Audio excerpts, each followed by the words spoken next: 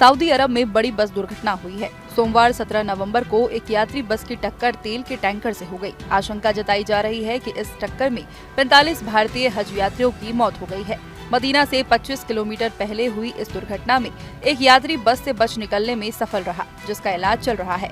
बस में सवार ज्यादातर यात्री तेलंगाना के बताए जा रहे हैं। तेलंगाना के मुख्यमंत्री रेवंत रेड्डी ने इस दुर्घटना पर शोक व्यक्त किया है।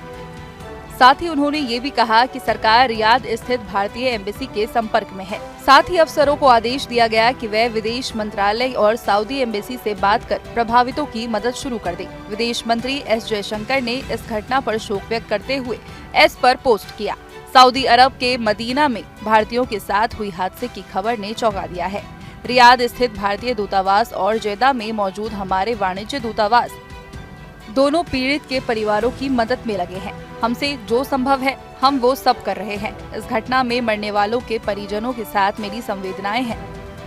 घायलों के जल्द ठीक होने की कामना करता हूं। पीएम मोदी ने भी इस घटना पर शोक व्यक्त किया। उन्होंने एक्स पर लिखा, मदीना में भारतीय लोगों के साथ हुआ हादसा बेहद दुखी करने वाला है।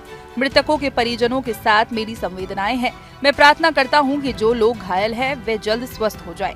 भारतीय दूतावास और वाणिज्य दूतावास पीड़ितों तक मदद पहुंचाने की हर मुमकिन कोशिश कर रहे हैं। साथ ही हमारे अधिकारी सऊदी अरब की अथॉरिटीज के साथ संपर्क में हैं। MIM चीफ असदुद्दीन ओवैसी ने भी इस मसले पर शोक जताया। मीडिया से बातचीत में वे बोले, तो मैंने इंडियन एम्बेसी रियाद में जो DCM है अबू मैथिन जॉर्ज साहब से मेरी बात हुई और उन्होंने मुझसे कहा कि कौंसल जनरल जिद्दा भी और वो खुद इस पर मालूमात हासिल कर रहे हैं। मेरी भारत सरकार से और ख़ास तौर से एक्सटर्नल अफेयर्स मिनिस्टर से जयशंकर साहब से ये रिक्वेस्ट है कि वो इमीडिएटली इस पर देखें। और ये मुझे भी खबर अभी मालूम हुई है कि हैदराबाद के 2 ट्रैवल एजेंसी, एक fly zone tours and travels और मक्का हज एंड उमरा के 42 हाजी मक्का से मदीना जा रहे थे बस में और बस को आग लगने से मालूम हुआ कि सिर्फ एक शख्स की जान बची है, कंफर्म नहीं है। बात कह रहे हैं कि पूरों का इंतकाल हो गया।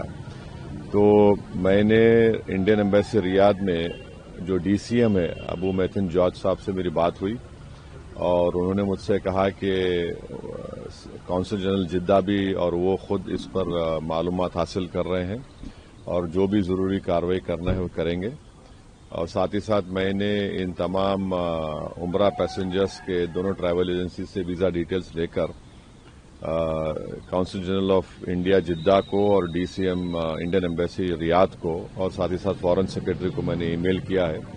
मेरी भारत सरकार से और ख़ास तौर से एक्सटर्नल अफेयर्स मिनिस्टर से जयशंकर साहब से ये रिक्वेस्ट है कि वो इमीडिएटली इस पर देखें और अगर जिन लोगों की डेथ हुई है उनके परिवार ये चाह रहा है कि उनकी डेड बॉडीज जल्द से जल्द इंडिया को लाई जाए और अगर कोई उसमें जख्मी है तो उनको अच्छी से अच्छी वहाँ पर उनको इलाज हो सके।